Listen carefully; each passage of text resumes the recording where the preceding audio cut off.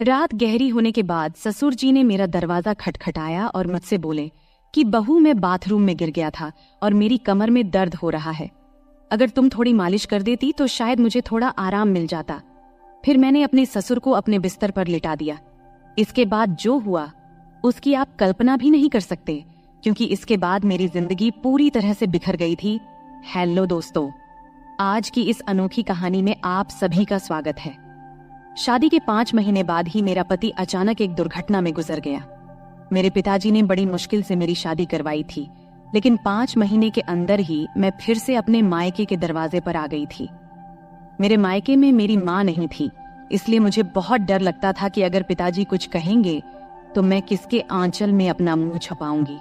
वहां मेरी सौतेली माँ थी, इसलिए डर और भी ज्यादा था। फिर अचानक एक दिन मेरे ससुर हमारे घर आए और उन्होंने मेरे पिता से कहा कि वह मुझे फिर से अपने घर ले जाना चाहते हैं। मेरी सौतेली माँ ने तुरंत ही हाँ कह दिया, लेकिन मेरे पिताजी ने कहा, अब आपका बेटा नहीं रहा तो आप मेरी बेटी को क्यों ले जाना चाहते हैं। इस पर मेरी सौतेली माँ ने पिताजी से बहस करना शुरू कर दी और कहा, इसमें इतना सोचने की क्या बात है। वो कह रहे हैं कि वह उसे ले जाना चाहते हैं तो उन्हें ले जाने दो। उनके घर की बहू है, बेटी की मौत हो गई तो क्या हुआ, वो अपने ससुराल जा सकती है। माँ की इस झगड़े के बाद पिताजी ने बिना कुछ पूछे कहा, अगर मेरी बेटी वहाँ खुश रहेगी तो एक पिता होने के नाते मुझे खुशी होगी, आप उसे ले जाइए। फिर मेरे ससुर ने मुझसे कहा, चलो कपड़े वगैरह लेकर आओ। मैंने अपनी सौतेली माँ के सभी अत्याचार सहते हुए अपने ससुर के घर जाने का फैसला किया। वहां पहुंचने के बाद मैं अपने कमरे में कपड़े बदल रही थी, तभी मेरे ससुर आए और बोले, बहू, एक कप चाय बना लाओ। मैंने जल्दी से रसोई में जाकर चाय बना ली। चाय पीते हुए उन्होंने कहा, तुम्हें पता है इस घर में मैं बिल्कुल अकेला हूँ। मेरा बेटा इकलौता संतान था और तुम्हारी सास भी गुजर गई है, इसलिए मैं तुम्हें यहाँ लेकर आया हूँ ताकि मुझे लगे कि मैं यहाँ अकेला नहीं हूँ। मैंने कहा, पिताजी आप बिल्कुल चिंता मत करें, मैं तो आपकी बेटी की तरह हूँ, हमेशा आपके साथ रहूंगी। फिर मेरे ससुर बोले, मुझे पता है कि तुम मेरे साथ रहोगी, क्योंकि तुम्हारी सौतेली माँ तुम्हें मायके में कभी शांति से नहीं रहने देगी। इस तरह कुछ दिन बीत गए। 6 महीने बाद एक रात मैं अपने कमरे में सो रही थी, तभी देर रात दरवाजे पर दस्तक हुई। मुझे समझ में आ गया कि यह मेरे ससुर ही होंगे, क्योंकि इस घर में मेरे और पिताजी के अलावा कोई और नहीं था। और रात के आधे पहर कौन दरवाजा खटखटाएगा। मैंने सोचा कि शायद पिताजी को कुछ चाहिए होगा, इसलिए दरवाजा खोली। दरवाजा खोलते ही मेरे ससुर ने मुझे पकड़ लिया और बोले, बहू, मैं बाथरूम में गिर गया था, मुझे बहुत दर्द हो रहा है, अगर तुम थोड़ी मालिश कर दो तो मुझे थोड़ा आराम मिल सकता है। फिर मैंने अपने पिता को अपने बिस्तर पर लिटा दिया, लेकिन मैं उनके कमरे से तेल लाना भूल गई। अब मुझे लगता है कि मेरा पति कम उम्र में ही मुझसे शादी कर बैठा और फिर इसी कम उम्र में इस दुनिया से चला गया। यह सब सोचते हुए मैं अपने ससुर की मालिश कर रही थी और देख रही थी कि वह मुझे अजीब तरीके से घूर रहे थे, जिससे मुझे और डर लग रहा था।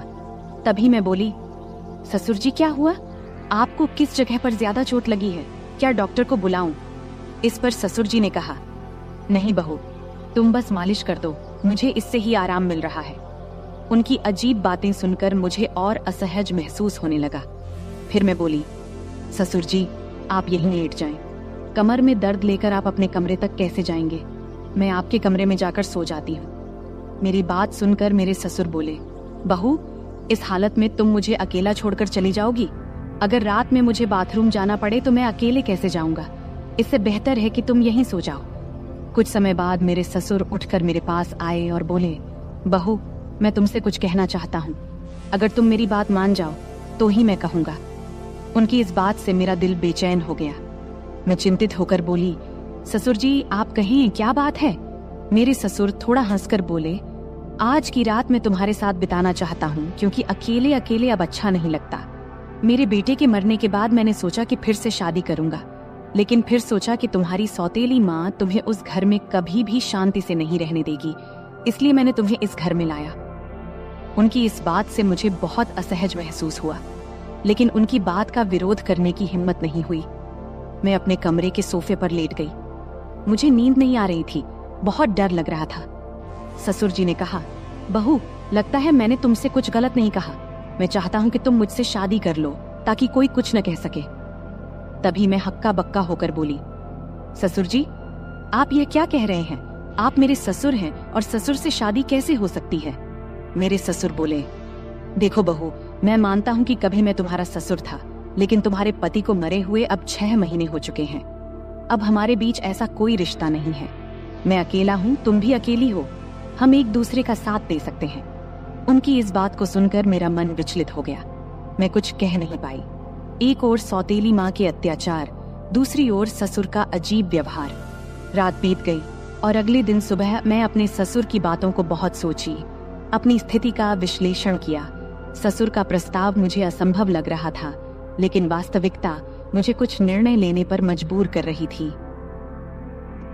फिर मुझे ख्याल आया कि मैं अपने पिताजी से जाकर बात करती हूँ, लेकिन ये सब बातें अपने खुद के पापा से करने की मुझे हिम्मत नहीं हुई, क्योंकि मुझे पता था कि पिताजी से बात करने के बाद मेरी जिंदगी में नई समस्याएं आ सकती हैं।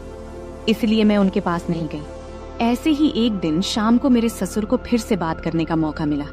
उन्होंने कहा, बहू, मैंने तुमसे कुछ गलत नहीं चाहा, बस चाहता हूँ कि तुम मेरे जीवन में खुशी लाओ। मैं अकेला नहीं रह सकता, तुम्हारे साथ ही मेरी जिंदगी पूरी होती है। दोबारा ससुर जी से ये सभी बातें सुन मैं अंदर से कांपने लगी और कुछ बोल न पाई। थोड़ी देर बाद ससुर जी खुद ही बाहर चले गए। ऐसे ही मुझे ससुराल में और कुछ महीने बिताने के बाद मेरे ससुर और मेरे बीच एक अजीब सा संबंध बनता चला गया। पति की मौत के बाद मैंने सोचा था कि मैं अब इस दुनिया में बिल्कुल अकेली हो गई हूँ, लेकिन मेरे ससुर ने मेरे प्रति जो भावनाएं जाहिर की थी, उन्होंने मेरे जीवन को एक नई दिशा में मोड़ दिया। उनके शब्दों ने मुझे भीतर तक झकझोर कर रख दिया था। जब भी मैं सोने को जाती, उनके बातें मुझे परेशान करने लगती। वह कहते थे कि मेरे साथ रहने से उन्हें अपने अकेलेपन का एहसास नहीं होता और वह चाहते थे कि हम दोनों एक नई जिंदगी की शुरुआत करें। उस रात की बातचीत के बाद मैंने खुद को बहुत असमंजस में पाया। मन में कई सवाल उठ रहे थे। क्या यह सही है? क्या यह समाज के नियमों के खिलाफ नहीं जाएगा? लेकिन कहीं न कहीं मेरे दिल में यह बात भी थी कि शायद मेरे ससुर सच में अकेलेपन से जूझ रहे हैं। मैंने बहुत सोच विचार करने के बाद उनसे बात करने का फैसला किया। एक रात जब घर अड़ोस पड़ोस के सभी लोग सो चुके थे, तब मैं ससुर के कमरे का दरवाजा खटखटाई। उन्होंने दरवाजा खोला और मुझे देखकर थोड़ा हैरान हुए।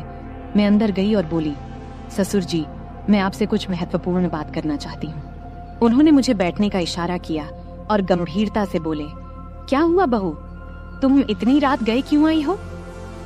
मैंने थोड़ी हिम्मत जुटाते हुए बोली, ससुर जी, मैंने आपके प्रस्ताव के बारे में बहुत सोचा है। मैं समझती हूँ कि आप अकेलेपन से जूझ रहे हैं और एक साथी की जरूरत महसूस कर रहे हैं, लेकिन इस रिश्ते के लिए एक शर्त है। हमारे बीच हमेशा सम्मान और प्यार का रिश्ता रहेगा। आप मुझे बेटी की तरह सम्मान देंगे और मैं आपको पिता की तरह आदर दूंगी। उन्होंने मेरी बात को ध्यान से सुना और थोड़ी देर बाद कहा, मैं तुम्हारी शर्त मानता हूँ, तुम्हारे सम्मान को हमेशा बनाए रखूंगा। उनकी यह बात सुनकर मेरे दिल का बोझ थोड़ा हल्का हो गया। मैंने उन्हें अपनी सहमति दे दी।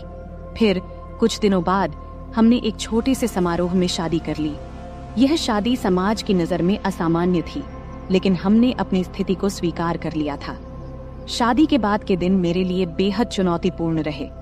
गांव में लोग बातें बनाने लगे, रिश्तेदारों ने हमसे दूरी बनानी शुरू कर दी, लेकिन हमने इन सब की परवाह किए बिना अपने जीवन को आगे बढ़ाने का फैसला किया। हमारे रिश्ते में धीरे धीरे प्यार और समझ बढ़ने लगी। ससुराल में पहले जहां मैं खुद को असहज महसूस करती थी, अब वही घर मुझे अपना लगने लगा था। ससुर ने मेरे लिए हर संभव प्रयास किया ताकि मैं खुश रह सकूं। उन्होंने मेरी हर छोटी बड़ी जरूरत का ध्यान रखा और हर ख्वाहिश पूरी की। वह हर दिन मेरे लिए कुछ न कुछ खास करने की कोशिश करते थे। कभी मेरे पसंदीदा खाने की चीजें लाते, तो कभी मेरे लिए नई साड़ियां खरीदते। धीरे धीरे मैं भी उनके प्रति एक अलग तरह का आदर महसूस करना शुरू कर दी थी। हम दोनों ने मिलकर एक नई जिंदगी की शुरुआत किया। ससुर अब मेरे जीवन का एक अभिन्न हिस्सा बन चुके थे। हमारे बीच का रिश्ता अब सिर्फ ससुर और बहू का नहीं रहा, बल्कि दो दिलों का एक मजबूत बंधन बन गया था। वह मुझे हर उस समय सहारा देते थे जब मुझे उनकी जरूरत होती थी। उन्होंने मुझे फिर से हंसना सिखाया, जीवन को नए नजरिए से देखना सिखाया। शादी के कुछ महीने बाद मैंने महसूस किया कि हमारे बीच का यह नया रिश्ता मुझे एक नई दिशा दे रहा है। हमने मिलकर कई मुश्किलों का सामना किया और हर बार एक दूसरे का साथ दिया। ससुर के साथ मेरे इस नए रिश्ते ने मुझे जीवन के कई नए पहलू दिखाए। उन्होंने मुझे यह एहसास दिलाया कि जीवन में अगर साथी सही हो तो कोई भी मुश्किल इतनी बड़ी नहीं होती कि उसे पार न किया जा सके। समाज की नजर में हमने बहुत कुछ सहा, लेकिन हमने अपने फैसले पर कभी पछतावा नहीं किया। हमारे रिश्ते में धीरे धीरे एक नए तरह का प्यार और सम्मान उभरने लगा। उनके साथ बिताए हर पल ने मुझे कुछ नया सिखाया और मुझे एहसास हुआ कि कभी कभी जीवन हमें ऐसे मोड़ पर ले आता है जहां हमें अपने फैसलों पर पुनर्विचार करना पड़ता है। आज मैं अपने ससुर के साथ एक नई जिंदगी जी रही हूँ। हमारे बीच का प्यार और सम्मान पहले से भी अधिक मजबूत हो गया है। वह मेरे जीवन के सबसे महत्वपूर्ण व्यक्ति बन चुके हैं। उनके साथ बिताए हर पल ने मुझे यह सिखाया है कि जीवन में चाहे कितनी भी मुश्किलें क्यों ना आए, अगर हमारे पास सही साथी हो तो हम हर मुश्किल का सामना कर सकते हैं। इस तरह हमारे बीच का रिश्ता धीरे धीरे और गहरा होता गया। उनके साथ बिताए हर पल ने मुझे यह सिखाया कि जीवन को कैसे नए सिरे से जिया जाए। हमने मिलकर अपने जीवन की हर चुनौती का सामना किया और हर बार जीत हासिल की। अब हमारे बीच का यह नया रिश्ता मुझे एक नई जिंदगी के सपने दिखाने लगा है। तो दोस्तों, ये थी हमारी आज की छोटी सी कहानी। आपको ये कहानी कैसी लगी? कमेंट करके जरूर बताएं। अगर आपको ये कहानी पसंद आई हो तो इसे लाइक करें और अपने दोस्तों के साथ शेयर करें। आगे भी ऐसी ही रोमांचक कहानियों के लिए हमारे चैनल को सब्सक्राइब करें और बेल आइकन दबाना न भूलें ताकि आप हमारी कोई भी कहानी मिस न करें। धन्यवाद। नमस्ते दोस्तों, आज की इस कहानी में आपका स्वागत है। मेरा नाम सुमन है और मेरी उम्र 23 साल है। मैं दिखने में काफी सुंदर हूँ। मैं अपनी शरीर की बनावट से दिखने में थोड़ी बड़ी लगती हूँ। मेरे चेहरे की बनावट आकर्षक है, रंग गोरा है और मेरा शरीर न तो बहुत पतला है और न ही मोटा, बल्कि एकदम मध्यम है। मैं गांव में रहती हूँ, इसलिए दूसरी गांव की लड़कियों की तरह मैं भी ज्यादातर सलवार सूट पहनती हूँ। मैंने केवल 10वीं क्लास तक पढ़ाई की है और उसके बाद से घर पर ही रहती हूँ। बाहर से मुझे बहुत ही सीधी सादी और साधारण लड़की समझा जाता था। मैं इतनी होशियार या चालाक भी नहीं थी।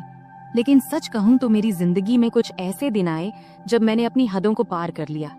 तब जिंदगी ने मुझे कुछ ऐसी सीख दी जो मैंने कभी सोची भी नहीं थी। बहुत पहले की बात है, मैं एक ऐसे अनुभव से गुजरी जिसने मेरे दिल दिमाग पर गहरी छाप छोड़ दी। उस समय मेरी मुलाकात गौरव भैया से हुई। मेरे जीवन में उस वक्त बहुत अकेलापन था, लेकिन गौरव भैया के साथ समय बिताना मुझे अच्छा लगने लगा। वो हमेशा मेरे प्रति बहुत केयरिंग रहते थे और उनकी मौजूदगी से मेरा मन हल्का हो जाता था। शुरुआत में जब मैं उनके साथ समय बिताती थी तो शरीर में एक अलग सा दबाव महसूस होता था, जैसे मुझे आराम की जरूरत हो। लेकिन धीरे धीरे सब कुछ सामान्य होने लगा। हमारे बीच ऐसा रूटीन बन गया कि जैसे ही मौका मिलता हम दोनों एक दूसरे के साथ वक्त बिताने के लिए बेताब हो जाते। हालांकि जब घर में और लोग होते तो हमें थोड़ा डर भी लगता कि कहीं कोई हमें देख न ले, लेकिन किसी को भी हम पर शक नहीं होता था क्योंकि गौरव भैया मुझे हमेशा दीदी कहकर बुलाते थे। वैसे भी मैं उम्र में उनसे 3 साल बड़ी थी। उस वक्त सर्दियों का मौसम था और सभी अपने अपने कमरों में रहते थे। रात को सब जल्दी ही अपने अपने कमरों में सोने चले जाते थे। तब मैं और गौरव भैया अलग अलग कमरों में सोते थे। एक दिन रात को जब मैं दरवाजा बंद करके सो रही थी तब एक ऐसी घटना घटी जिसने मेरी जिंदगी में एक नया अनुभव जोड़ा। घटना ये घाटी की, हमारे घर की एक सदस्य, मेरी मामी, काफी ज्यादा बीमार हो गई थी। इस वजह से मेरी माँ और मैं मामी को देखने उनके घर गए। तब हमें छोड़ने के लिए गौरव भैया गाड़ी लेकर आए थे। उन्होंने जब पहली बार मुझे देखा तो बोले, आप तो काफी बड़ी हो गई हो दीदी। तब मैं थोड़ा मुस्कुराई। उसके बाद जब गाड़ी में हम मामी के घर जा रहे थे तो उस वक्त रहते में ही शाम के 6 बज गए थे। तब हमें घर पहुंचने में देरी हो गई थी, इसलिए रास्ते में थोड़ा अंधेरा हो गया था। ठंड के दिन था तो 6 बजे ही अंधेरा हो जाता था। जब हम घर पहुंचे तो देखे कि मामा रसोई में खाना बना रहे थे और मामी बिस्तर पर लेटी हुई थी। तब मेरी माँ रसोई में गई और मामा से कहने लगी, जब इतनी परेशानी हो रही थी तो मुझे पहले ही बता देते, इतनी तकलीफ उठाने की क्या जरूरत थी। फिर माँ खाना बनाने में लग गई और मैं मामी के पास बैठ गई। मामी मुझे देखकर खुश हुई, लेकिन उनकी हालत काफी खराब लग रही थी। थोड़ी देर बाद मेरी माँ ने मामी को खाना दिया और अपने हाथों से खिलाया। उसी समय गौरव भैया ने मुझे आवाज दिया। तब मैं उनकी तरफ देखी और पूछी, क्या हुआ भैया? वो मेरी तरफ ही देख रहे थे, जैसे कुछ कहना चाहते हों। उनकी बातों ने बाद में मुझे एक नया अनुभव दिया। रात को जब खाने का वक्त हुआ तो मैं कमरे में गई। जहां गौरव भैया खाना खा रहे थे। उन्होंने मुझे देखते ही कहा, दीदी आइए साथ में खाना खाते हैं। मैंने मना करते हुए कहा, नहीं भैया आप पहले खाइए, मैं बाद में खा लूंगी। लेकिन उन्होंने जोर देकर मुझे बैठा लिया। मैं भी भूखी थी, इसलिए ज्यादा ना नुकुर नहीं की और हम दोनों ने साथ बैठकर खाना खाने लगी। तब हम दोनों ने बहुत मजे से खाना खाया, क्योंकि खाना हम साथ लेकर आए थे। खाना खत्म होने के बाद मैं अपनी माँ के कमरे में सोने के लिए जाने लगी। तभी गौरव भैया ने कहा, दीदी अगर आपको बुरा ना लगे तो आप यहीं मेरे कमरे में सो जाइए। उनकी ये बात सुनकर मैं हैरान रह गई और मैंने कहा, नहीं भैया मैं माँ के साथ सोऊंगी। लेकिन तब बार बार वे मुझसे विनती करने लगे। आखिरकार मैं मान गई। ठीक है मैं यहाँ सो जाऊंगी, लेकिन पहले मम्मी को बता देना चाहती हूँ कि मैं आपके कमरे में सोऊंगी। इस पर गौरव भैया खुद जाकर मम्मी को बताए कि मैं उनके कमरे में सो रही हूँ। इधर मैंने अपने सलवार कुर्ते बदल लिए, क्योंकि मेरे कपड़े थोड़े ज्यादा टाइट थे। जब गौरव भैया ने मुझे नए कपड़ों में देखा तो मुस्कुराते हुए बोले, दीदी आप इस ड्रेस में कमाल की लग रही हैं, आप इतनी खूबसूरत क्यों हैं? तब मैंने कुछ नहीं कहा, बस मुस्कुराकर बात बदल दी। फिर मैंने चादर ओढ़ ली और बिस्तर पर बैठ गई। गौरव भैया भी अपने सोने का इंतजाम नीचे फर्श पर करने लगे। तब मैंने कहा, भैया बिस्तर पर ही सो जाओ, यहाँ काफी जगह है। मेरे कहते ही गौरव भैया भी चादर ओढ़कर मेरे पास बैठ गए। गौरव भैया बहुत हंसमुख और मजाकिया इंसान थे। उन्होंने मजेदार बातें करके मुझे काफी देर तक हंसाया। बात करते करते कब रात के 12 बज गए पता ही नहीं चला और न जाने कब मैं सो गई। सुबह जब मेरी नींद खुली तो मैंने देखा कि गौरव भैया मेरे बालों से खेल रहे हैं। मुझे जागते देख वो मुस्कुराते हुए बोले, गुड मॉर्निंग दीदी, कैसी हो? मैं भी मुस्कुराते हुए बोली, बहुत बढ़िया भैया। फिर हम दोनों चादर के अंदर बैठकर बातें करने लगे। तभी उसी वक्त मम्मी हमारे लिए गर्मा गर्म चाय लेकर आईं। सुबह बहुत ठंडी थी, इसलिए चादर में बैठकर चाय पीना अच्छा लग रहा था। गौरव भैया बार बार मेरी तरफ देख रहे थे। मैंने मुस्कुराते हुए पूछा, क्या है भाई, ऐसे क्यों देख रहे हो? वो मजाक करते हुए बोले, आपकी आंखें बहुत बड़ी और खूबसूरत हैं। सच कहूं दीदी, आपकी आंखों में देखने से मन खुश हो जाता है। तब मैं मस्ती में बोली, सुबह जब मैं सो रही थी तब क्या कर रहे थे? तब वो हल्का सा मुस्कुराए और बोले, कुछ नहीं दीदी, आपके बाल ठीक कर रहा था। गौरव भैया दिखने में काफी सुंदर थे। उनके चेहरे पर अभी दाढ़ी मूंछ भी नहीं आई थी और चेहरा बहुत साफ था। मेरी तुलना में उनकी हाइट थोड़ी सी कम थी, लेकिन उनकी कुछ हरकतें मुझे कभी कभी हैरान कर देती थीं। सुबह का वक्त थोड़ा व्यस्त था। मम्मी घर के कामों में व्यस्त थीं और मामू काम पर जाने के लिए तैयार हो रहे थे। तब मैं भी मम्मी की मदद करने लगी। इतने में मामू खाना पैक करके काम पर निकल गए। मेरी रोज सुबह नहाने की आदत थी, इसलिए रोज की तरह मैं नहाने के लिए बाथरूम की ओर गई। मुझे नहीं पता था कि गौरव भैया भी उसी वक्त नहाते हैं। जैसे ही मैंने बाथरूम का दरवाजा खोला तो मैं शर्म से लाल हो गई और तेजी से अपने कमरे में भाग आई। गौरव भैया उस वक्त नहा रहे थे। उनके चेहरे पर साबुन लगा था, इसलिए उन्होंने मुझे देखा भी नहीं। लेकिन मैं इतनी ज्यादा शर्मिंदा हो गई कि वह दृश्य बार बार मेरे दिमाग में घूमने लगा। कमरे में बैठकर मैं अपनी ही सोच में खो गई और हल्के हल्के हंसने लगी। इतने में गौरव भैया नहाकर कमरे में आए। मुझे अकेले हंसते हुए देखकर उन्होंने मजाक में कहा, क्या बात है दीदी, आज तो बहुत खुश लग रही हो। उनकी बात सुनकर मैं थोड़ा चुप हो गई और बोली, नहीं भाई, ऐसा कुछ नहीं है, बस यूं ही हंस रही थी। गौरव भैया ने मोबाइल चलाते हुए पास आकर बैठ गए और बोले, सच सच बताओ दीदी, क्या सोच रही थी जो इतनी हंसी आ रही थी? तब मैंने हंसते हुए कहा, नहीं भाई, कुछ भी खास नहीं। लेकिन गौरव भैया जिद करने लगे, नहीं दीदी बताओ ना, नहीं बताओगी तो मैं गलत ही समझ लूंगा। तब मैंने कहा, प्लीज भैया, इस बात को यहीं खत्म करो, इसमें सोचने लायक कुछ भी नहीं है। फिर मैं जल्दी से उठी और नहाने के लिए चली गई। नहाने के बाद मैं कमरे में वापस आई और मजाक में मैंने जानबूझकर थोड़ा सा पानी गौरव भैया की तरफ उछाल दी।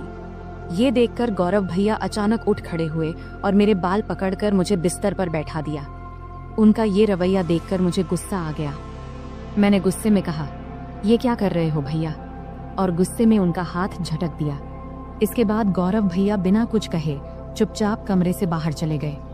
उनका ये व्यवहार देखकर मैं भी हैरान रह गई थी। मुझे खुद पर पछतावा होने लगा कि शायद मुझे ऐसा नहीं करना चाहिए था। फिर जल्दी से मैं अपनी बाल ठीक की और मम्मी के पास चली गई। मामी का ध्यान रख रही थीं उन्हें दवा दे रही थीं और खाना तैयार कर रही थीं। तभी मामी ने मुझसे कहा, जाकर गौरव को बुला ला, उसे गरम गरम खाना खा लेने को बोल दे, वरना ठंडा हो जाएगा। मुझे पता था कि गौरव भैया मुझसे नाराज है। जब मैं उन्हें बुलाने गई तो देखा कि वो छत पर बैठे फोन देख रहे हैं। मैंने आवाज लगाई, भैया नीचे आओ, मम्मी बुला रही हैं, खाना खा लो। लेकिन उन्होंने कोई जवाब नहीं दिया। तब मैं और पास गई और कहा, प्लीज भैया मुझसे नाराज मत हो, मुझसे गलती हो गई, मैं माफी मांगती हूँ। तब भी वो मेरी तरफ देखा भी नहीं और फोन देखते रहे। तब मैंने उनके हाथ को पकड़कर कहा, भैया गलती सिर्फ मेरी नहीं थी, तुमने भी तो मेरे बाल खींचे थे, इसलिए मुझे गुस्सा आ गया था, अब इतना नाराज मत हो। तब मेरी आंखों में आंसू आ गए और मैंने रोते हुए कहा, भैया प्लीज इतना गुस्सा मत करो, अगर मेरी गलती है तो मुझे एक नहीं 2 चांटे मार दो, लेकिन ऐसे चुप मत रहो। मुझे रोता देख गौरव भाई का गुस्सा थोड़ा ठंडा हो गया। उन्होंने धीरे से कहा, ठीक है, रो मत, लेकिन तुम्हें मुझ पर हाथ नहीं उठाना चाहिए था। खैर छोड़ो, चलो खाना खा लेते हैं। तब मैंने कहा, पहले ये तो कहो कि तुमने मुझे माफ कर दिया है। तब वो हंसकर बोले, अरे बहुत हो गया, अब चुप हो जाओ, वरना मुझे और ज्यादा माफिया मांगनी पड़ेंगी। फिर हम दोनों नीचे गए और खाना खाने बैठे। मम्मी और मामी पहले ही खा चुकी थी। मम्मी रसोई का काम खत्म कर रही थी। खाने के बाद मैं मामी के पास बैठ गई और उनके साथ बातचीत करने लगी। मामी की तबीयत का हालचाल लेने लगी। इसी बीच मम्मी ने कहा, हम दोनों पास के घर में मिलने जा रहे हैं, तुम और गौरव यहीं रहो। मैंने गौरव से कह दिया है कि कहीं बाहर न जाए, हम जल्दी लौट आएंगे। फिर मम्मी और मामी बाहर चली गईं और मैं मामी का कमरा साफ करने लगी। तभी गौरव भैया मस्ती करते हुए आ गए। मैंने उनसे कहा, भैया प्लीज मेरे लिए कुछ ला दो। उन्होंने मुस्कुराकर कहा, बोलो दीदी क्या चाहिए। मैंने कहा, मेरे लिए चॉकलेट ले आओ, मुझे बहुत पसंद है।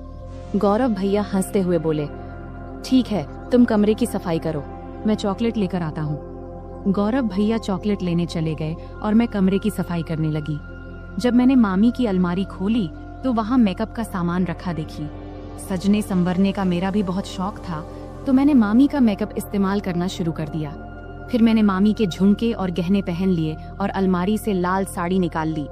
जब गौरव भैया चॉकलेट लेकर वापस आए तब मैं पूरी तरह से सज धज कर नई दुल्हन की तरह तैयार हो चुकी थी। तब मैंने बाल खोल रखे थे, लिपस्टिक लगा रखी थी और हाथों में चूड़ियां भी पहन ली थीं। जैसे ही वे कमरे में दाखिल हुए, मुझे इस रूप में देखकर हैरान रह गए।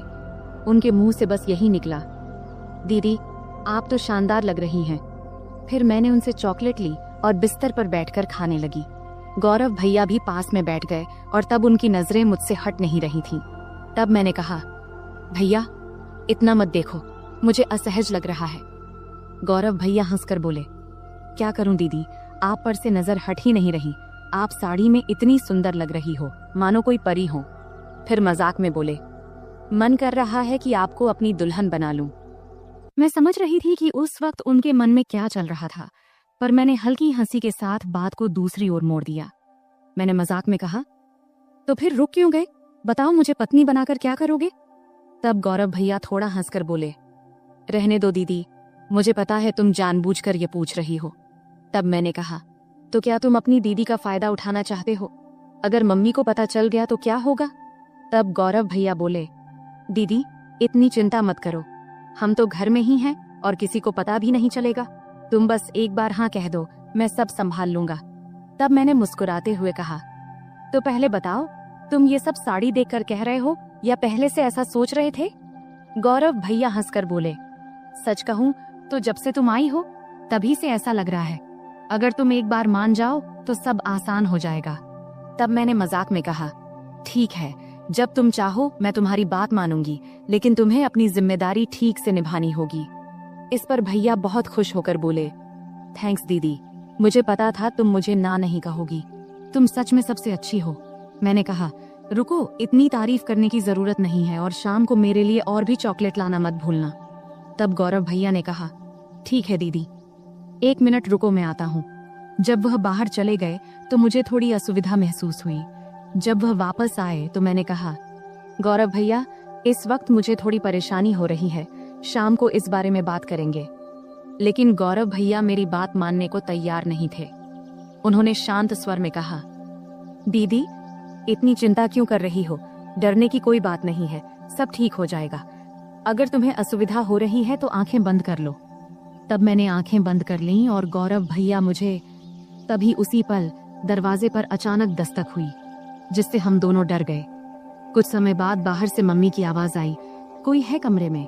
तब मैं तुरंत बिस्तर से उठ गई, क्योंकि मैं साड़ी में पूरी तरह सज धज कर तैयार थी। ऊपर से मामी के कमरे में थी। गौरव भैया का मूड भी खराब हो गया था, लेकिन उनके चेहरे को देखकर मुझे अंदर से हंसी आ रही थी। मैंने तुरंत गौरव भैया को कमरे से बाहर कर दिया और खुद भी साड़ी उतारकर सामान्य कपड़े पहन ली।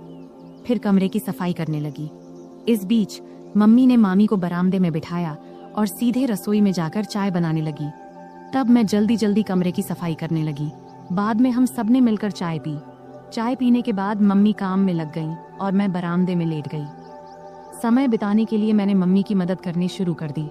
कुछ समय बाद मैंने देखा कि गौरव भैया कहीं नहीं दिख रहे हैं। जब मैं उन्हें ढूंढने गई तो देखी कि वह बाथरूम से बाहर निकलकर हाथ धो रहे थे, लेकिन उनके चेहरे से लग रहा था कि उनका मूड अभी भी ठीक नहीं है। तब उन्हें देखकर मैं हंसी नहीं रोक पाई और हंसते हुए बोली, क्या हुआ, इतना उदास क्यों हो? मजाक में मैंने कहा, भैया तुम ऐसे क्यों हो? गौरव भैया हंसते हुए बोले, अगर तुम मेरी जगह होती तो तुम भी ऐसे ही करती। तुम लड़की हो, इसलिए इतनी बातें कर पा रही हो। मैं हंसकर बोली, ठीक है भैया, बस थोड़ा इंतजार करो, रात होने पर तो कोई डिस्टर्ब नहीं करेगा। तब गौरव भैया बोले, दीदी समस्या तो इसी रात के इंतजार में है, हर मिनट घंटों जैसा लग रहा है। तभी मम्मी ने आवाज दी, तुम्हारे भाई बहन की बातें खत्म हो गई हो तो थोड़ा काम में हाथ बंटाओगे? मम्मी की आवाज सुनते ही मैं उठकर जाने लगी और जाते जाते मजाक में बोली, गौरव भैया याद रखना, अगर चॉकलेट नहीं मिला तो मैं भी कुछ नहीं दूंगी। फिर मैं रसोई में चली गई। इस बीच मामा भी घर लौट आए थे। तब मैंने उन्हें खाना परोस दिया। मामा जी बहुत थके हुए थे, वे हमारे साथ थोड़ा बैठकर बात किए, फिर जल्दी सो गए। मम्मी मामी को खाना खिला रही थी और उन्हें दवाई दे रही थी। मैंने भी अपना खाना खा लिया और समय बिताने के लिए टीवी देखने लगी। सर्दी का मौसम होने के कारण हम जल्दी बिस्तर में चले गए, लेकिन मम्मी अभी भी अपने काम में लगी हुई थी। तब मैं मामी के कमरे में चली गई और बैठकर फोन में व्यस्त हो गई। इतना डूबी थी कि मुझे पता ही नहीं चला कि कब गौरव भैया खाना खाकर अपने कमरे में चले गए और मेरा इंतजार कर रहे थे। मैं अपनी रोज की सीरियल देखने में व्यस्त थी। जब मैं नहीं गई तो गौरव भैया खुद मुझे बुलाने आ गए। कमरे में आकर भैया बोले, दीदी आओ, मैं तुम्हारा बहुत देर से इंतजार कर रहा हूँ। तभी मम्मी ने कहा, कोई बात नहीं, अगर तुम अकेले सोना चाहते हो तो सो जाओ, तुम्हारी दीदी मेरे साथ सो जाएगी। मम्मी की बात सुनते ही भैया जल्दी से बोले, नहीं नहीं, हम तो बस बातें कर रहे थे, वैसे भी कुछ दिनों बाद आप लोग चले जाएंगे, फिर पता नहीं कब मुलाकात होगी और दीदी के साथ खेल पाऊंगा। तब मैंने मम्मी को आश्वस्त करते हुए कही, मम्मी भैया सही कह रहे हैं। इसके बाद मम्मी ने कहा, ठीक है, जैसा तुम चाहो, और हम कमरे में चले गए। कमरे में जाते ही गौरव भाई ने जल्दी से दरवाजा बंद कर दिया। तब मैं समझ गई कि भैया अब और इंतजार नहीं कर पा रहे हैं, लेकिन तब भी मम्मी और मामी जाग रहे थे, इसलिए मैंने कहा, भैया थोड़ा धैर्य रखो, सब सो जाएं, फिर बात करेंगे। अगर किसी ने मेरी आवाज सुन ली तो मुश्किल हो जाएगी। भैया बोले, दीदी और इंतजार नहीं होता। तभी मुझे चॉकलेट की याद आई। मैंने कहा, ठीक है भैया, लेकिन पहले मेरी चॉकलेट दो। भैया ने तुरंत जेब से चॉकलेट निकालकर दे दिया। फिर मैं चॉकलेट खाने लगी और भैया परफ्यूम लगाने लगे। शुरुआत में हम मजाक में थोड़ी थोड़ी नोक झोंक करने लगे। इससे हमारे बीच मजेदार झगड़ा शुरू हो गया।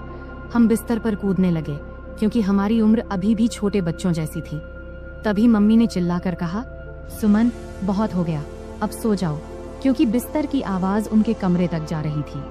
इसके बाद गौरव भैया ने तुरंत फर्श पर बिस्तर बिछा दिया, जिससे आवाज बंद हो गई।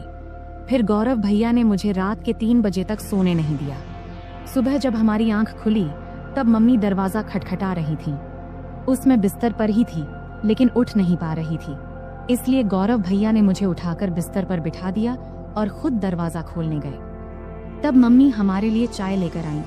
मुझे देखकर उन्होंने कहा, मैंने कहा था सुमन समय पर सो जाना, अब देखो तो तुम्हारी आंखें कितनी लाल हो गईं। मेरी आंखें अब सच में लाल हो गई थीं। मैंने बिना कुछ कहे चाय पीना शुरू कर दिया। यहाँ तक कि मैंने मुंह भी नहीं धोया क्योंकि पूरा शरीर दर्द से टूट रहा था। मम्मी चाय रखकर चली गईं। गौरव भैया जब कमरे में आए तो मैंने गुस्से में कहा, भैया मैंने तो कहा था थोड़े समय के लिए, लेकिन तुमने मेरी बात नहीं मानी। अब देखो मेरा शरीर कितना थक गया है, मैं ठीक से खड़ी भी नहीं हो पा रही हूँ। अगर मम्मी ने पूछ लिया तो मैं क्या कहूँगी। तब गौरव भैया ने जल्दी से जवाब दिया, दीदी चिंता मत करो, मैं मेडिकल स्टोर से दवा लेकर आता हूँ, उसे लेने के बाद तुम्हारा शरीर ठीक हो जाएगा। इसके बाद मैंने लगातार 4-5 दिन तक भैया को पास नहीं आने दिया, लेकिन इससे उनका उत्साह कम नहीं हुआ। वे हर दिन मेरे आसपास घूमते रहते थे और नियमित रूप से चॉकलेट लाते रहते थे। भैया मेरे सारे काम कर देते और मैं जो चाहती वे हंसते हंसते कर देते, इसलिए मैंने भी इसका मजा लेना शुरू कर दिया। कभी कभी उनसे पैर का दर्द कम करने के लिए मसाज करवा लेती, कभी सिर की मालिश करवा लेती, मस्ती में कभी कभी हल्के से मार देती और सारा दिन उनके फोन पर सीरियल देखती। 4-5 दिनों के बाद भैया का व्यवहार थोड़ा बदल गया, इसलिए मैंने उन्हें ज्यादा कुछ नहीं कहा। एक दिन हम दोपहर में घर में अकेले थे और बहुत मस्ती किए। उस दिन घर में कोई नहीं था। भैया ने पूरा दिन मुझे कहीं बैठने नहीं दिया और हमेशा अपने पास रखा। इस घटना के बाद मैं और भैया बहुत सामान्य हो गए। जब भी उनका मन करता वे मुझे कमरे में बुला लेते और मैं भी अब इसकी आदत डाल चुकी थी। हमने उन दिनों का भरपूर आनंद लिया, लेकिन जीवन में हर अच्छे समय के बाद एक बुरा समय भी आता है और ये बुरा समय भी भैया की वजह से ही आया। दरअसल 20 दिन के बाद अब हमें गांव लौटना था, क्योंकि अब मामी काफी स्वस्थ हो चुकी थी और हमें वहां बहुत दिन हो गए थे।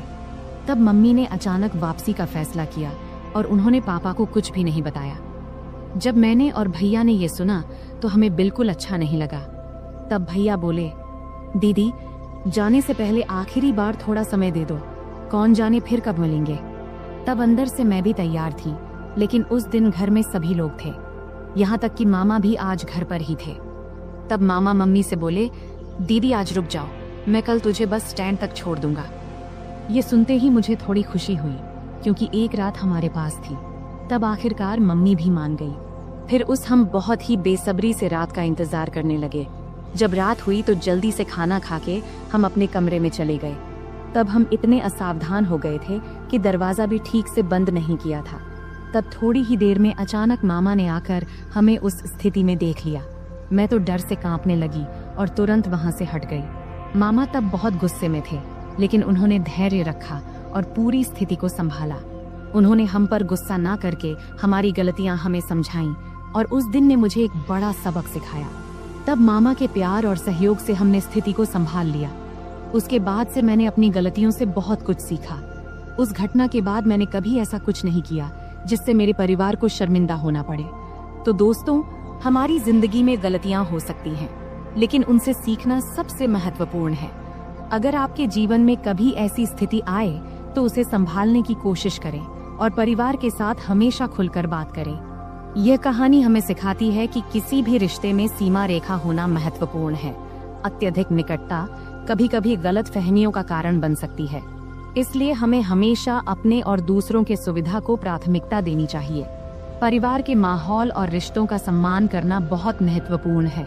हमें यह सुनिश्चित करना चाहिए कि हमारे कार्यों से परिवार के किसी भी सदस्य को शर्मिंदा न होना पड़े। इंसान से गलतियां हो सकती हैं, लेकिन उन गलतियों से सीखना और भविष्य में सही निर्णय लेना एक परिपक्व मानसिकता का परिचय है। किसी भी स्थिति में सचेत रहना आवश्यक है। दरवाजा बंद न करने की घटना एक छोटी गलती थी, लेकिन इसने बड़ी समस्या खड़ी कर दी। इससे समझ में आता है कि छोटी छोटी बातों में भी सावधानी बरतनी चाहिए, क्योंकि इनका जीवन पर बड़ा असर पड़ सकता है। तो दोस्तों, यह थी हमारी आज की छोटी सी कहानी। आपको यह कहानी कैसी लगी, कमेंट करके जरूर बताएं। अगर आपको यह कहानी पसंद आई हो तो इसे लाइक करें और अपने दोस्तों के साथ शेयर करें। आगे भी ऐसी ही रोमांचक कहानियों के लिए हमारे चैनल को सब्सक्राइब करें और बेल आइकन दबाना न भूलें, ताकि आप हमारी कोई भी कहानी मिस न करें। धन्यवाद। नमस्ते दोस्तों, आज की इस कहानी में आपका स्वागत है। इस कहानी में मेरा नाम राहुल है। मैं उत्तर प्रदेश के एक छोटे से शहर अंबेडकर नगर में रहता हूँ। वहीं मैं और मेरा परिवार रहता है। पैसे की कमी नहीं है, पिताजी खूब कमाते हैं और मैं कॉलेज में पढ़ता हूँ। आज मैं आपको मेरी अचानक घटी एक कहानी सुनाने जा रहा हूँ। यह उस समय की बात है जब मैं कॉलेज में पढ़ता था, और उस समय मैं उतना होशियार भी नहीं था। हमारे घर में मैं, मेरी मम्मी और मेरे पिताजी रहते हैं। हमारा घर काफी बड़ा है, जैसे किसी अमीर का बंगला हो। पिताजी हमेशा सुबह काम पर निकल जाते हैं और रात को देर से घर आते हैं। उस समय घर पर मैं और मम्मी ही होते थे। मैं कुछ देर पढ़ाई करता था और फिर सो जाता था, लेकिन मम्मी हमेशा पिताजी का इंतजार करती रहती थी। उस समय मैं कॉलेज के आखिरी साल में था। एक सुबह जब मैं कॉलेज जाने की तैयारी कर रहा था तो मैंने मम्मी की तेज आवाज सुनी। वो कह रही थी, क्या कर रहे हो तुम? रात के 2-2:30 बजे घर आते हो और कहते हो ऑफिस में काम था। रात के 2 बजे कौन से ऑफिस का काम चलता है? सीधे सीधे क्यों नहीं कहते कि उस सुमन के साथ थे? मम्मी काफी गुस्से में थी। मेरी मम्मी आमतौर पर किसी पर गुस्सा नहीं होती थी। उनका स्वभाव बहुत शांत था, लेकिन आज पता नहीं क्या हो गया, मम्मी बहुत गुस्से में थी। मैं 2 बजे आऊं या 3 बजे, तुम्हें जो चाहिए वो मिल तो रहा है ना, फिर चुप रहो। पिताजी ने तेज आवाज में मम्मी से कहा। क्या जो चाहिए वो मिल रहा है? पैसा, गहने, इन सब के अलावा भी कोई सुख होता है। अब और कुछ मत बोलो, लेकिन अब बर्दाश्त नहीं होता। 3-4 महीने हो गए हैं तुमने मुझे छुआ तक नहीं है। आखिर उस सुमन में ऐसा क्या है जो मुझ में नहीं है? मम्मी की आवाज और तेज हो गई थी। तभी पिताजी गुस्से में बोले, बार बार सुमन मत कहो, नहीं तो क्या करोगे? मम्मी ने उल्टा जवाब दिया। उस समय पिताजी का गुस्सा बहुत बढ़ गया था। तभी अचानक धमाक की आवाज आई और उसके साथ ही मम्मी की चीख से पूरा घर गूंज उठा। मैं तुरंत अपने कमरे से भागकर उनके बेडरूम की ओर गया। जो दृश्य मैंने देखा उसे देखकर मैं सन्न रह गया। पिताजी मम्मी को बेल्ट से मार रहे थे। मम्मी दर्द से चीख रही थी, लेकिन पिताजी रुकने का नाम नहीं ले रहे थे। मैंने बिना कुछ सोचे समझे मम्मी के ऊपर छलांग लगा दिया ताकि उन्हें बचा सकूं, लेकिन पिताजी अभी भी नहीं रुके। जैसे ही मुझे भी 2-4 फटकारें लगी, पापा रुक गए और तिलमिलाते हुए मेरी ओर गुस्से में देखने लगे और फिर घर से बाहर चले गए। फिर मैंने मम्मी की ओर देखा। मम्मी की आंखों से आंसुओं की धारा बह रही थी। मैंने मम्मी को सहारा देकर उठाया। उठते समय मम्मी कराह उठी। मैंने उन्हें बेड पर बैठाया। तब तक उनके हाथ और पीठ पर लाल निशान पड़ गए थे। ये देखकर मुझे पापा पर बहुत गुस्सा आया। कोई इंसान इतना निर्दयी कैसे हो सकता है? कोई अपनी ही पत्नी को ऐसे मारता है भला? फिर मैं जल्दी से किचन में गया, एक कटोरी में तेल और हल्दी मिलाई और मम्मी के पास ले आया। मुझे भी अपनी पीठ पर लगे 2-4 फटकारों की चोट महसूस हो रही थी। मम्मी सुशक सुशक कर रो रही थी। फिर मैंने मम्मी के हाथ और पीठ पर तेल हल्दी का मिश्रण लगाना शुरू किया, जहां उन्हें मार पड़ी थी। कुछ जगहों पर हल्का खून भी आ गया था। मिश्रण लगाने के बाद मैंने कटोरी को एक ओर रख दिया और मम्मी के पास बैठ गया। मम्मी ने मुझे देखा और तुरंत मुझे गले से लगा लिया। फिर वह मेरी गर्दन में सिर छिपाकर जोर जोर से रोने लगी। मम्मी के आंसुओं से मेरा कंधा भीग गया। मैं उनकी पीठ थपथपाकर उन्हें शांत करने की कोशिश कर रहा था। हम दोनों काफी देर तक यूं ही एक दूसरे की बाहों में रहे। तभी मम्मी के हाथ जब मेरी पीठ के निशानों को छूने लगे तो दर्द की तेज लहर उठी और मैं कराह उठा। मम्मी को जैसे ही इसका एहसास हुआ वो तुरंत मुझसे दूर हट गई। फिर मम्मी ने मेरा शर्ट ऊपर उठाया और उसी कटोरी से तेल हल्दी का मिश्रण धीरे धीरे मेरी पीठ पर लगाने लगी। लगाते समय भी वो सुशक रही थी। तू क्यों मेरे लिए बीच में आया? बेवजह तुझे मार पड़ी, मम्मी ने ऐसा कहा। फिर मैंने उनसे कहा, मम्मी, तुम्हारे लिए अगर मेरी जान भी चली जाती तो मुझे कोई दुख नहीं होता, लेकिन उन्होंने तुम्हें क्यों मारा? जब मैंने यह पूछा तब मम्मी मेरी ओर देखते हुए बोली, तुझे बताऊं या ना बताऊं ऐसा सोच रही हूँ। छोड़, पर अब तुझे ये सब जान लेना चाहिए। पिछले 2 साल से तुम्हारे पापा ऑफिस की एक लड़की के चक्कर में हैं। रात को देर से आते हैं और मेरा तो जैसे कोई अस्तित्व ही नहीं है उनके लिए। और मुझे ये बताते हुए भी शर्म आ रही है कि पिछले कई महीनों से उन्होंने मुझे छुआ तक नहीं है। कई बार तो मन करता है कि अपनी जान दे दूं, पर मेरे बाद तेरा क्या होगा, ये सोचकर मैंने ऐसा कदम नहीं उठाया। पर सच में अब इस जिंदगी से थक चुकी हूँ। अब मैंने तय कर लिया है, एक ही घर में रहूंगी, लेकिन उनसे कोई भी संबंध नहीं रखूंगी। मम्मी की ये बातें सुनकर मैं सोच में पड़ गया। इतनी खूबसूरत, सुशिक्षित और समझदार मम्मी होने के बावजूद पापा किसी दूसरी औरत के चक्कर में कैसे पड़ गए? मन ही मन मैंने पापा के इस कर्म को दोषी ठहराया। मम्मी वाकई बहुत सुंदर थी। सुंदर चेहरा, नाजुक नाक, गुलाबी होंठ, 5.5 फुट की ऊंचाई, गोरा रंग। वो एकदम किसी चित्र में बनाई गई देवी की तरह दिखती थी। फिर भी पिताजी को उनकी सुंदरता क्यों नहीं दिखती देती थी। उस दिन के बाद से मम्मी ने पापा से बात करना बंद कर दिया। वो मेरे कमरे में मेरे पास ही सोने लगी। पापा महीने में घर का सारा सामान भरवा देते थे और टीवी के पास वाली दराज में 5 से 7 हजार रुपये रख जाते थे। अब तो पापा घर पर खाना भी नहीं खाते थे, वो उस औरत के घर से ही खाकर आते थे और कभी कभी घर आते भी नहीं थे। धीरे धीरे ऐसे ही और 3 साल बीत गए। तब मैं कॉलेज की पढ़ाई पूरी कर चुका था और एक IT कंपनी में काम करने लगा था और अब मैं 24 साल का हो गया था। रोज का व्यायाम और अच्छा खान पान करने की वजह से मेरी सेहत भी अच्छी हो गई थी। अब तो पापा महीने में 2-3 बार ही घर आते थे, मुझसे भी कम ही बात करते थे। हालांकि मम्मी अब उस सदमे से उबर चुकी थी, लेकिन उनके चेहरे पर हमेशा उदासी छाई रहती थी। मैंने उन्हें कभी हंसते हुए नहीं देखा था। यह देखकर मुझे बहुत बुरा लगता था। जब मैं नौकरी पर गया तो कंपनी ने मुझे लैपटॉप दिया, इसलिए मैंने घर पर इंटरनेट कनेक्शन भी लगवा लिया। बचपन से मम्मी के साथ रहने के कारण मेरे पास ज्यादा दोस्त नहीं थे। मम्मी ही मेरी सबसे करीबी दोस्त थी। संध्या के समय जब मैं काम से घर लौटता तो फ्रेश होकर चाय पीता और फिर बेडरूम में जाकर लैपटॉप पर इंटरनेट चलाता। यह मेरा समय बिताने का जरिया बन गया था। उस वक्त की उम्र के कारण मैं इंटरनेट पर तरह तरह फिल्में देखता रहता था, लेकिन मुझे सबसे ज्यादा माँ और बेटे के बीच की फिल्में पसंद आने लगी थी। धीरे धीरे मेरी नजरें मम्मी को देखने के तरीके में भी बदलाव आने लगा था। एक दिन सोमवार का दिन था, रात के करीब 9 बजे होंगे। अचानक पापा घर आए। हमारा घर मम्मी के नाम पर था। पापा मम्मी से कहने लगे कि घर उनके नाम कर दें। तब मम्मी ने इनकार किया तो पापा उन्हें बहुत बुरा भला कहने लगे। मम्मी चुपचाप सुनती रहीं। तभी पापा ने मम्मी के गाल पर थप्पड़ मार दिया। ये देख अब मेरा खून खौल उठा। पापा दूसरा थप्पड़ मारने ही वाले थे, तभी मैंने उनका हाथ पकड़ लिया और कहा, पापा अब बहुत हो गया, ये तमाशा बहुत हो चुका है, अब और नहीं सहन कर सकता। आज से इस घर में कदम रखा तो इसका अंजाम अच्छा नहीं होगा। फिर मम्मी ने भी गुस्से में पापा को खूब डांटा। पापा मम्मी की जोर से डांटने पर अचानक रुक गए और मेरे ताकतवर शरीर को देखकर वहां से चले गए। फिर मैंने दरवाजा बंद कर दिया और मम्मी के पास चला गया। मम्मी ने मुझे आंसुओं से भरी आंखों से देखा और दौड़ते हुए आईं। फिर मुझे गले से लगा लिया और फूट फूट कर रोने लगी। मैंने भी मम्मी की कमर को कसकर पकड़ा और उन्हें अपनी बाहों में भर लिया। मम्मी हिचकियां ले रही थीं और बोल रही थी, ठीक किया बेटे, इस आदमी की यही औकात है। आज के बाद अगर ये घर में दोबारा ना आए तो अच्छा ही है।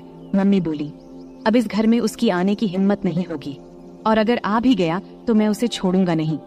मैंने गुस्से में मम्मी से कहा। फिर मम्मी ने चिंतित होते हुए कहा, राहुल बेटा, मत उलझ इस आदमी से। अगर तुझे कुछ हो गया तो मैं किसके सहारा रहूंगी। फिर मैंने भावुक होकर बोला, तू चिंता मत कर मम्मी, उस समय मेरे पास नौकरी नहीं थी इसलिए हम मजबूर थे, लेकिन अब मेरे पास अच्छी नौकरी है। तू चिंता मत कर, मैं तुझे कुछ नहीं होने दूंगा, मैंने मम्मी को आश्वस्त देते हुए कहा। फिर एक दिन मैं दोपहर में काम से घर वापस आया। मैंने अपनी चाबी से दरवाजा खोला और अंदर आया। तभी मुझे एक अजीब आवाज सुनाई दी। मैं बेडरूम के दरवाजे के पास गया, तब दरवाजा अंदर से बंद था। मैंने दरवाजे की होल से अंदर झांका और देखा कि मम्मी अंदर किसी के साथ थीं। जो नजारा मैंने देखा उसे देखकर मैं चौंक गया। लगभग 10 मिनट तक मैं वहीं देखता रहा। अचानक मम्मी बेहोश होकर गिर पड़ी। फिर मैं दरवाजे से हट गया और धीरे से बाहर बरामदे का दरवाजा खोला। फिर जोर से कहा, मम्मी मैं आ गया हूँ, तुम कहाँ हो। ये कहते हुए मैंने अपने हाथ में पकड़ा बैग सोफे पर रख दिया और जूतों के फीते खोलने लगा। कुछ ही देर में मम्मी ने बेडरूम का दरवाजा खोला और बाहर आई। मुझे अचानक देखकर उनके चेहरे पर घबराहट और आश्चर्य के भाव थे। मैंने जल्दी से अपने जूते उतारे और बेडरूम में घुस गया। टेबल पर मुझे केले की प्लेट दिखाई दी। मैंने एक केला उठाया और खाने लगा। मम्मी मेरे पीछे पीछे आई। मैं जैसे ही केले को खाने वाला था, मम्मी कुछ बोलने वाली थी, लेकिन मैंने पहले ही केले को मुंह में डाल लिया था। मम्मी हैरानी से मेरी ओर देख रही थी और मैं शांति से केला खा रहा था। केला थोड़ा कच्चा था, इसलिए पूरी तरह से मीठा नहीं था। मम्मी, केले बहुत अच्छे हैं और है क्या? मैंने केले खाते हुए मम्मी से पूछा। मम्मी ने कुछ जवाब दिया, लेकिन अपने मुंह में ही। लेकिन दोस्तों, मैं आपको बताता चलूं, उन केलों का स्वाद इतना अच्छा था कि कुछ मत पूछो। केले खाने के बाद मैं बाथरूम में जाकर फ्रेश हो गया और फिर कमरे में जाकर लैपटॉप खोल लिया। फिर मैं एक रोमांटिक मूवी देखने लगा। फिर रात के खाने के बाद मैं बेडरूम में सोने चला गया। थोड़ी देर में मम्मी भी सब काम निपटाकर सोने आईं। मम्मी ने हल्के गुलाबी रंग का नाइट गाउन पहना हुआ था। तब मैंने लैपटॉप से नजरें हटाकर मम्मी की ओर देखा। मम्मी नीचे झुककर तकिया ठीक कर रही थी। तकिया सही करने के बाद मम्मी बिस्तर पर लेट गईं।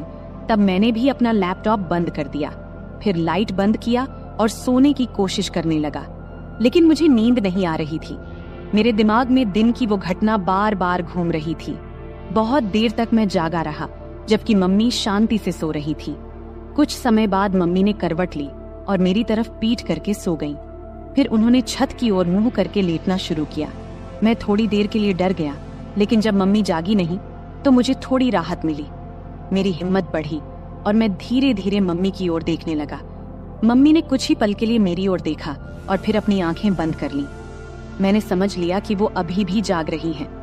मैं थोड़ा और आगे बढ़ा और खुद को संतुष्ट महसूस किया। मम्मी भी खुश थीं, उन्होंने कुछ नहीं कहा, लेकिन मुझे एहसास हो रहा था कि उन्हें भी संतोष मिला है। मम्मी, क्या हुआ? तुम चुप क्यों हो? क्या तुम्हें अच्छा नहीं लगा? मैंने जब ऐसा पूछा तब उन्होंने बोला, नहीं रे बेटा, मुझे तो बहुत अच्छा लगा। तूने मम्मी को बहुत खुश किया। फिर मैंने मम्मी के पीठ पर प्यार से हाथ फेरते हुए कहा, मम्मी, अब से तुम्हें केले खाने की जरूरत नहीं पड़ेगी। मैंने मम्मी के कान में धीरे से ऐसा कहा। तब मम्मी बोल उठी, बेटा, तुझे ये कैसे पता चला? मम्मी ने आश्चर्य से मेरी ओर देखते हुए पूछा। तब मैंने उन्हें बताया कि आज दोपहर जब मैं घर आया तो कमरे से तुम्हारी आवाज सुनाई दी। जब मैंने दरवाजे की होल से देखा तो मुझे सब समझ में आ गया। तभी मैंने ठान लिया था कि अब से मम्मी को किसी भी चीज की कमी नहीं होने दूंगा। राहुल, मेरे राजा, तू कितना प्यार करता है अपनी मम्मी से।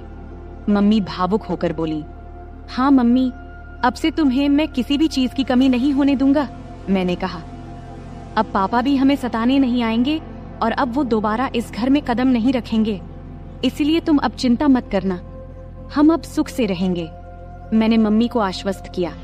उस दिन हम दोनों ने सुख और शांति का आनंद लिया और फिर आराम से सो गए। अगली सुबह मम्मी ने सारे काम निपटाए और मुझे उठाने आईं। मैंने जल्दी से तैयार होकर चाय पिया और हम दोनों गपशप करने लगे। तभी हमने देखा कि पापा अचानक से आकर हमारे सामने खड़े हो गए। तब मम्मी ने पापा से पूछा, अब क्या चाहिए तुम्हें? एक बार कह दिया कि हम ये घर नहीं देंगे तो फिर क्यों आए हो? पापा ने जवाब दिया, मुझे अब घर नहीं चाहिए, मैं बस ये बताने आया हूँ कि मैं अब दूसरी शादी करने जा रहा हूँ, तो मुझे तुमसे तलाक चाहिए। फिर मम्मी ने मेरी ओर देखा और पूछा, तुम्हारा क्या कहना है? मैंने कहा, मम्मी, जो तुम्हें सही लगे वो करो, मैं तुम्हें किसी भी चीज की कमी नहीं होने दूंगा, मेरा भरोसा करो। मम्मी ने फिर पापा को तलाक के लिए हाँ कह दिया। दोपहर को मम्मी और पापा दोनों ऑफिस गए और अपने बाकी कानूनी काम निपटा कर लौटे। उसके बाद से पापा कभी हमें दिखाई नहीं दिए और हमने भी उन्हें कभी ढूंढने की कोशिश नहीं की। हम दोनों अब अपने घर में खुश थे और पापा भी अपनी सेक्रेटरी के साथ खुश थे। अब हम दोनों अकेले रहते हैं और अपने सुख दुख का ख्याल रखते हैं। ऐसे ही चलते चलते अब कई साल बीत चुके हैं। अब मम्मी मुझसे कहने लगी है कि अभी तेरा बहुत जीवन बाकी है, तू किसी अच्छी लड़की को देख ले जिससे मैं तेरा विवाह करा सकूं, और हाँ, शादी के बाद मुझे भूल मत जाना। मैंने हंसते हुए कहा, तुम्हें कैसे भूल सकता हूँ मम्मी, तुम तो मेरी मम्मी हो। फिर हम दोनों हंसने लगे। अगले कुछ महीनों तक हमारा जीवन बहुत शांति और खुशी से बीत रहा था। मम्मी और मैं अब एक दूसरे का ख्याल रखते थे और एक दूसरे के साथ खुश थे। लेकिन मम्मी की बात मेरे दिमाग में अक्सर घूमती रहती थी। उन्होंने कहा था कि अब मुझे अपने जिंदगी के बारे में सोचना चाहिए और किसी अच्छी लड़की से शादी कर लेनी चाहिए।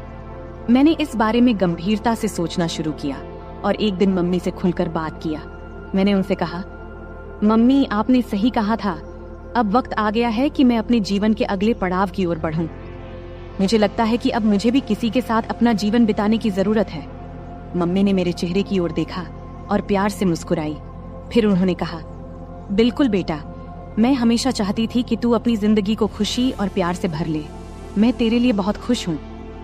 इसके बाद मम्मी ने मेरे लिए लड़की देखनी शुरू की। कुछ ही दिनों में मम्मी को एक अच्छा रिश्ता मिला। लड़की का नाम स्नेहा था। स्नेहा बहुत समझदार और संस्कारी लड़की थी। जब मैंने उससे पहली बार मुलाकात किया तो मुझे ऐसा लगा जैसे मेरे जीवन का वो खालीपन भर गया हो। स्नेहा और मैं जल्द ही शादी के बंधन में बंध गए। शादी के बाद हमारा घर और भी खुशहाल हो गया। मम्मी, स्नेहा और मैं एक परिवार की तरह रहने लगे। मम्मी को अब इस बात की खुशी थी कि उन्होंने मुझे अकेलेपन से बाहर निकालकर मेरे लिए एक नया जीवन शुरू करने में मदद की थी। समय बीतता गया और हमारा जीवन पहले से भी बेहतर होता चला गया। मम्मी अब पहले से ज्यादा खुश थीं और मुझे भी इस बात की तसल्ली थी कि मैंने उनका हर सपना पूरा कर दिया था। अंत में मैंने सीखा कि जीवन में रिश्तों की अहमियत कितनी होती है। चाहे वो माँ बेटे का रिश्ता हो या पति पत्नी का, सच्चा प्यार और सम्मान ही रिश्तों को मजबूत बनाता है। और यही सीख मैंने अपने जीवन में उतारी। तो दोस्तों, इस कहानी का यही संदेश है कि परिवार ही हमारी असली ताकत है और जब हम अपने परिवार के साथ खड़े होते हैं तो हर मुश्किल आसान हो जाती है। उम्मीद है कि आपको यह कहानी पसंद आई होगी। ऐसे ही और कहानियों के लिए चैनल को सब्सक्राइब जरूर करें। धन्यवाद।